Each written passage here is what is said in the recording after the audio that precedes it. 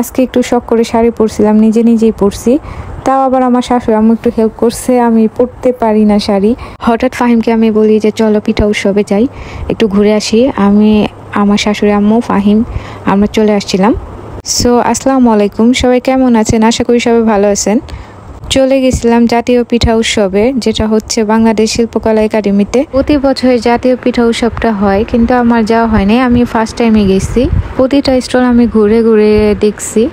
বিভিন্ন জায়গায় পিঠার স্টলগুলো বসছিল, যেমন সোনারগাঁও পিঠাঘর, শ্রীমঙ্গল পিঠাঘর, সিরাজগঞ্জের পিঠাঘর, নোয়াখালী পিঠাঘর, বরিশালের পিঠাঘর, কোন জায়গার জেলার পিঠাঘর না বসছে। মোটামুটি প্রতিটা স্টলে আমি দেখার চেষ্টা করছি যে ভিন্ন ভিন্ন স্বাদের কোন কোন জেলার ফেমাস পিঠা পাওয়া যায়। আমার কাছে মনে হয়েছে প্রতিটা স্টলেই পিঠাগুলো সেম ক্যাটাগরিরই, কিন্তু কিছু কিছু পিঠা হয়তো বা একটু ডিফারেন্স ছিল। প্রতিটা স্টল এতটা ভিড় ছিল যে লাইন ধরে দাঁড়িয়ে থাকতে হচ্ছিল পিঠার জন্য। আর আমি যেহেতু ফাইয়াদকে নিয়ে গেছিলাম, তো আমার এতক্ষণ লাইনে দাঁড়া পিঠা খাওয়াটা সম্ভব ছিল না। ফাইয়াদ যেহেতু অনেক ছোট, সে তো স্বাভাবিক অনেকক্ষণ ধরে কোলে থাকতে চায় না, এখন একটু হাঁটা শিখছে, তাই ও নিচে হাঁটাহাঁটি করতে চায়। আর ওকে এতটা ভিড়ের মধ্যে যে নিচে ছেড়ে দেবো সেটাও ভয় ছিল, কারণ সেখানে হাঁসের মাংস থেকে নিয়ে, চিটুটির থেকে নিয়ে, চাপটির থেকে নিয়ে সব এভরিথিং যা যা পিঠা আছে সব ধরনের পিঠা ভর্তা সবই ছিল সেখানে। কিছু কিছু স্টলে মিষ্টিও দেখছি, বিভিন্ন ধরনের মিষ্টি টাইপসের ছিল, মানে দেখতে খুব সুন্দর লাগতেছিল। আমার অনেক টাইপের পিঠা টেস্ট করার ইচ্ছা ছিল। ওই যে বললাম না, অনেক ভিড় ছিল, লাইন ধরে দাঁড়াতে হচ্ছিল, তাই আর ছোট বাবু ছিল দেখে ট্রাই করতে পারি নাই। সেখানে আমি বিখ্যাত আমাদের ভাপা পিঠাটাই ট্রাই করার চেষ্টা করছি। সেখানে 2 ধরনের ভাপা পিঠা দেখছি।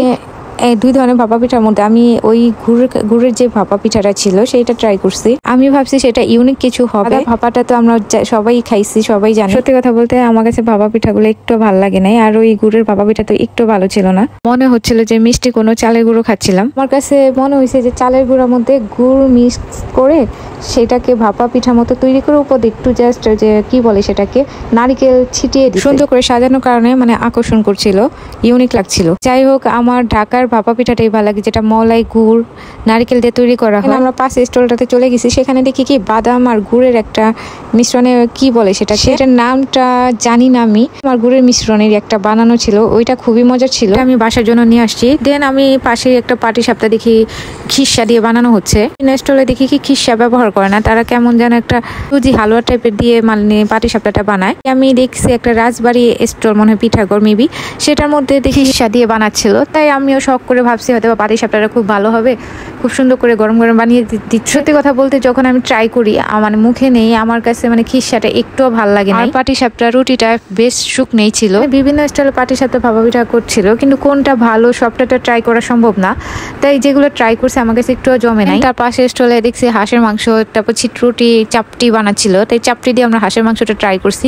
সত্যি কথা বলতে চাপটিটাও মজা ছিল, হাঁসের মাংসটাও মজা ছিল। পিঠাগুলোর থেকে আমার এগুলো খেতেই খুব ভালো লাগছে। আমার কাছে মনে হচ্ছিল যে আমরা বাসায় যে খিসা দিয়ে পাটি সাপটাটা বানাই অনেক সুন্দর করে যত্ন করে, সেটাই মানে অনেক মজার হয়। পিঠা উৎসবে কনসার্টও হচ্ছিল, সেখানে আমরা দেখার জন্য গেছিলাম, কিন্তু আজানের কারণে অফ রাখা হয়েছে। দেন সেখানে ফাইয়াদ বেলুন দেখে বেলুন কিনবে, তাই তাকে বেলুন কেনা দেওয়া হয়েছে। তার জন্য কেনা হয়েছে, তার বড় ভাইয়ের জন্য একটা বেলুন কেনা হয়েছে, বড় ভাইয়ের জন্য একটা বেলুন কেনা হয়েছে। কিন্তু কি আর করবো, ফাইয়াদ নিজেরটা ফুটায় সেই বেলুনের জন্য অনেক পাগল হয়ে গেছিল, সেটাকেও তাকে দিয়ে দিচ্ছি খেলার জন্য। কি করব, ছোট বাচ্চা বলে কথা। আর কি তারে বেলুন কেনার সাথে সাথে মানে 1 মিনিটও টিকে নাই, সে সবগুলোই ফুটায় দিছে। ফাইয়াদ সেখানে নামার জন্য পাগল হয়ে গেছিল, সে নিজে নেমে হাঁটবে, দৌড়াদৌড়ি করবে, খেলবে। আর আমাদের আশেপাশে যেহেতু এরকম মাঠ পাওয়া যায় না, তাই ফাইয়াদকে সেখানে আমিও ছেড়ে দিছি। ফাইয়াদের পাপা বারবার ওকে ধরে রাখতেছিল, আমি বললাম যে ছেড়ে দাও, সে খেলুক, যত খেলা খেলতে পারলে খেলুক, সে ময়লা হলে হোক, সমস্যা নাই। তো সেরকম স্পেস সে পায় না, তো আজকে একটু এনজয় করতেছে, তাকে তার মতো একটু এনজয় করতে দাও। আর হ্যাঁ, আমরা সবাই সবার ভিডিও দেখে মাশাআল্লাহ বলে যাব।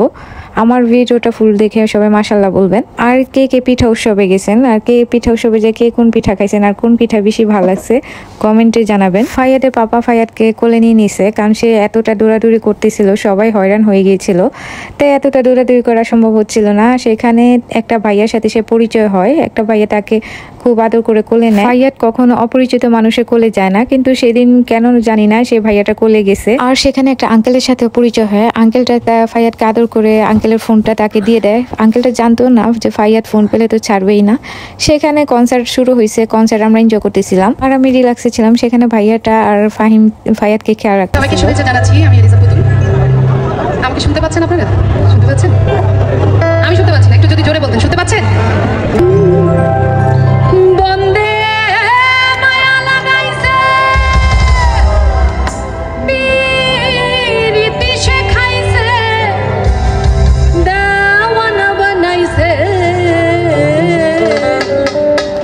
কি জাদু করিয়া বন্দে মায়া লাগাইছে।